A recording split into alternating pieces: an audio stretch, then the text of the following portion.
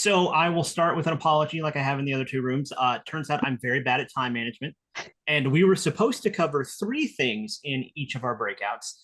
And we didn't do that. So we're focusing on one of the three in each room. So I encourage you to go back and look at the recordings from the other two. But we're getting some really meaningful discussions. So we're liking the way that this is working. So in member engagement, what we're going to talk about is what are the ways that you develop strong relationships in your club?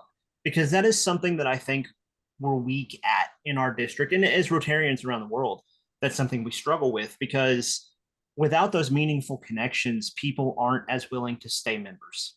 So we want to know the people who are in our clubs. We want to know what makes them tick, so to be. So I'd like to open it up first. What are things that maybe you do in your club that you work to build those strong connections with people?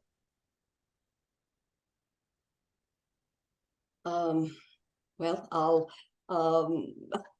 you're talking interpersonal connections. Yes, ma'am. We have one big, very, very nice social event at a private home once a year, where we invite in not only our members, but community leaders and people that we hope will become members. But it is a really wonderful social event. And then we have 2 to 3 additional social events club-wide, much more casual, much more loose, but an opportunity to really talk to people that perhaps you don't deal with every week. And this coming year, we're planning on doing more social events. I mean, you know, some things we haven't done in the past, trying to improve that on an ongoing basis.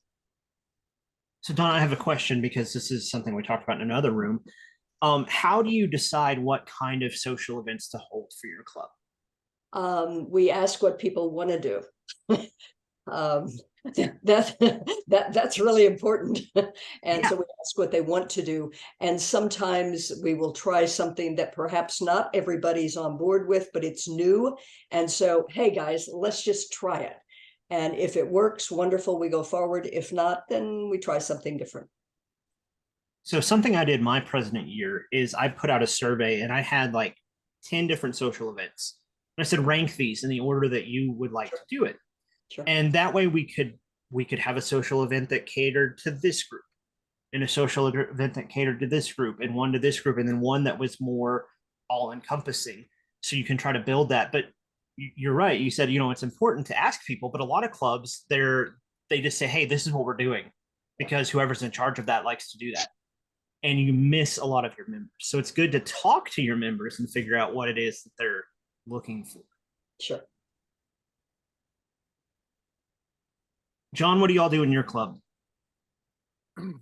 Well, our big event this past year was our Robert Burns dinner, and that was a lot of fun. And everybody got to put their hair down, and David Cox and I were in our full Scottish kilts and everything. So it was a lot of fun, and we look forward to doing it again next year. And it was a big fundraiser for the club too. It's always good to have that capstone event that maybe you're known for, to build a lot of publicity. Diane, what about y'all? What do you do in Fort Stockton? Well, I say we do a pretty good job of engaging in social activities. For some reason, we like to party. You're famous for partying. I kind of, yeah. Our fundraiser is called a cruise party, and for many years, 500 plus people in the community. It's a fundraiser, but it's usually a dance and dinner, and we give away a cruise, and so that's the community does know we like to do that. But in lieu of that, we like to incorporate parties. Donna, when we did the friendship exchanges years ago, and that becomes a club party at least one night, if not more than one night. And we have an exchange student coming up. We already have a party planned when she shows up next week. So we try to, the one thing I will say is, except for the one fundraiser party, almost everything encourages the whole family to be there. So we really enjoy watching the kids grow up and, get to see everyone's grandchildren and children. And so that's worked out well for our club. And doing events that target entire families is a great way to maybe seed an interact club. If you bring in kids and you introduce them to Rotary early on when they're at that age, it's a great way to get them into Rotary, get them hooked, and participating with the entire family. So you're letting everybody come. It's a great opportunity, and that's a great thing to be doing. Yes, and I might tag on one thing we are chewing on right now is a way to organize events for past RILA participants. We've sent kids there for years, and they're now in the community. So we're looking to host maybe a barbecue or something so that they can come back, learn about each other, and maybe be members now they're in a position. What a great idea. Wonderful. Yeah. Have a big old class reunion and just throw a great party. And that is a fantastic idea. And that's a great way to bring in new members because they've already been bitten by the Rotary bug. Yeah. And it's great that your club has fun. So often we hear about clubs where the only thing they do in their meeting is they sit, they have lunch, and they talk, and that's it. And we all have to sit in enough meetings in our professional lives. It's nice to go somewhere and have a little bit of fun and do some good. So I really love that your club is known for being partiers of and but not in a very bad wholesome, way. wholesome. Yeah. Exactly. It's a way to, when we look for vibrant clubs, Fort Stockton is a vibrant club in the way that they present themselves to the community. And that's a great thing. And it's a thing that clubs should aspire to be, is to be the fun place in town for people to go and to do good and to learn, and really grow. Mm-hmm. So good on you. Jill, what do you all do down in Cruces?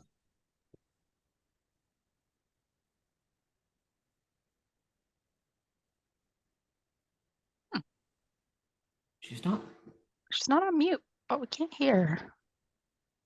You're not muted, but we don't have any sound. Oh, there we go. I heard a click. How's that? Is that better? Perfect. Yep. Perfect. Okay. Sorry about that. We have a social around the holidays, and we do encourage at least spouses to come, if not children. But that's the only thing that I can come up with that we do. There's some things I do as a board that I haven't been privy to until this year. So having been out for a bit, that's about all I can answer. It's okay. So it's one thing to maybe encourage your clubs to, hey, let's get together socially a little more often. It doesn't have to be this big formal event. Hey, we're gonna go to the local brewery down the street and we're gonna have drinks together with the club. You're all invited. Something as simple as that can help kind of build that interpersonal stuff. It doesn't have to just be the one big thing a year. And really, it probably shouldn't be the one big thing a year. You should give yourselves opportunities to be friends. You should have Rotary friends. They shouldn't just be fellow Rotarians. They should be your Rotary family. And you've got to work to kind of facilitate and foster that attitude. Great ideas. Thank you. Virginia, what do you all do to build relationships in your club? Well, we've been at a disadvantage this year because we dropped down to where we're just so few. We weren't able to get into any kind of a restaurant situation. So last fall, we did most of our meetings. We did in a local park, and kind of had a picnic, and that was nice. And then we had a lot of our meetings at a coffee shop, and it's very difficult to do something when you don't have enough members to do it.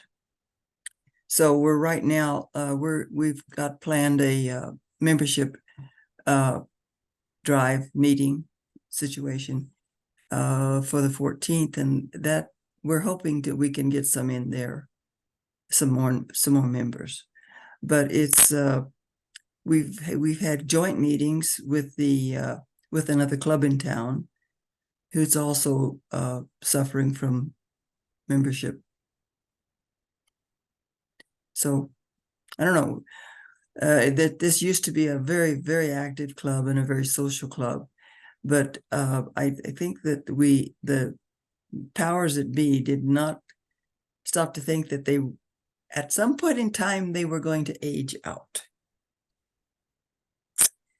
And outside of me, that's hanging in there, you know, by her fingernails, the older members are not really participating anymore. We still have some older members, but they're too ill or too old or too, I don't know what.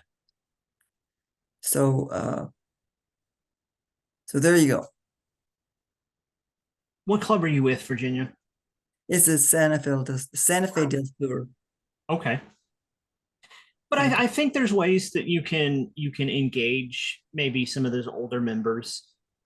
Maybe you have them write cards to nursing home residents, or things that will make them feel included, that maybe they don't have to go out to do things like that. You know, there's a job for everybody in Rotary. There's things that everybody can do to be a part of this great organization, no matter age, health, anything like that. So it's working with your club and finding out where your members feel like they could be useful, and you might be able to bring them back into the fold. Oh, we're actually meeting. We have a permanent meeting place now. Kingston Senior Living has volunteered to provide us with a space to meet every month and every week, and that's been nice. And that in fact is where we're having our membership drive, is going to be at Kingston. And with the there's a lot of younger people that actually are living in the senior living, and you know, I'll be quite frank, I don't know how long I can be active. I'm 93 on the 14th. Bless your heart. Yeah. And still looking good. Well, I still have my wits about me, and that's important. But I haven't been a member of Rotary for too very long, well, probably 5 or 6 years, maybe 7. But I've seen the membership just drift away. They're just like my great grandchildren said, they're just gone. And it's difficult. It's been very difficult to find members, because I think they view us as an old club, an old people's club. And so we've had new members come in, and for one reason or another they left, they moved out of town, or you know. And so it's been a real chore. We have a fantastic president this year in Marcel. He has gone way beyond what we could possibly expect from him. He rounded up all these Ryla kids that nobody else was able to find.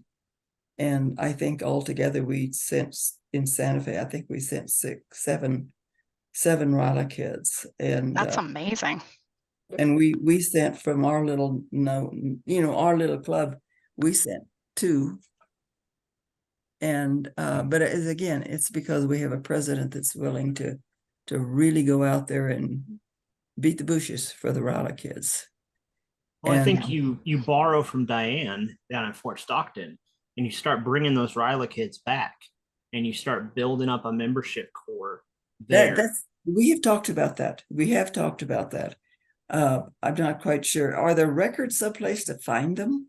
Yeah, the Ryla chairs should have older records. Yeah, records going back, and you can bring people in. And one thing to say, and this is something that we talked about in another room too, is too often clubs anymore put the disclaimer on it that we're targeting younger members. We don't have to just target younger members. We need to target members with the right Rotary mindset. Retirees make fantastic members because they have time. They have more time to devote to being a Rotarian than somebody who's working a full-time job and raising kids and things like that. So don't hamstring yourself and only looking for young people. We're not all that great. And then, Are we look, young, Eric? well, I mean, Just teasing. in there. So don't be afraid to look at, don't look at age, but look at the mindset. That was what Jen said. Yep. Look for that mindset of Rotarians who really could bring some vibrancy to your club. Age is just the number. I know plenty of old, boring 20-year-olds, like Jen said, too. Agreed. So And- don't worry about that. Yeah. And Dick Totally has his agree. hand raised. Hi, Dick. Hi, I had to pop out for a minute, but just real quick. Yes, Jen, you are young, very young, and so is Eric. I don't feel it. Well, some mornings it's harder, I know. Putting on my youth protection hat, we have to be very careful with that RILA enrollment and their contact information, because they are all, most of them will be under the age of 18. Oh, So we cannot use their name without a specific release from their parents. That's an issue that developed toward the end of camp. We didn't have photo releases for them, so the district can't actually use the photographs from camp. Now, the girls or the boys, if they do their posting on social media, that is their business, but the district cannot use that. That's an issue that we've got to address, and the registration and contact information has to be very closely protected. Dick, earlier, I think you were out, but Diana had been talking about having a reunion of older RILA members, not current, but older ones who were If well, they're out of the high age- school, And I would just say the way we were going to reach out is an ad in the paper, okay. our local paper. So then if they're opting in, or if they're In the community still. Mhm. right in the community, and if you were to do an email to the former RILA student one-on-one and not share that, not do Yes. a blast, Yeah. and they then opt into it, then you're fine. Yeah. But it's just, a lot of people just think because the kids go to RILA, they're fair game, but they're not. Well, and I appreciate that caution. I know we have some of the records, and I would say one-on-one might be better to invite them, because we would know the age group and so on. Yeah. So that's a very good caution. I like your idea of putting it out in the paper, though. That's a great way of Yeah. putting it out and maybe catching some people. You could put it on your club's Facebook page too, and just put it out there that this is what we're doing, and not putting out information, but saying, hey, if you were a RILA student, we'd love for you to reach out. We'd love to catch up. And looking back through those old records, you might start recognizing names that are leaders within the community. Right. We have used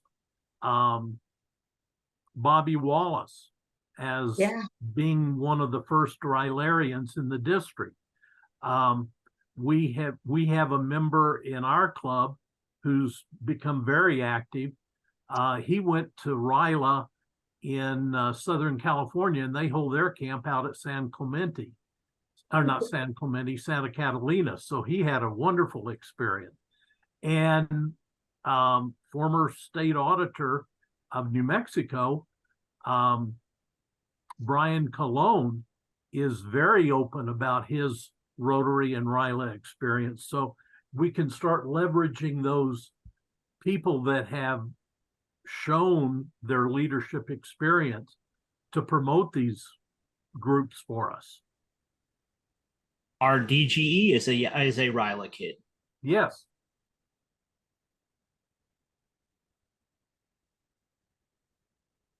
So, there's lots of different ways that we can go about building those one-on-one relationships and continuing those relationships.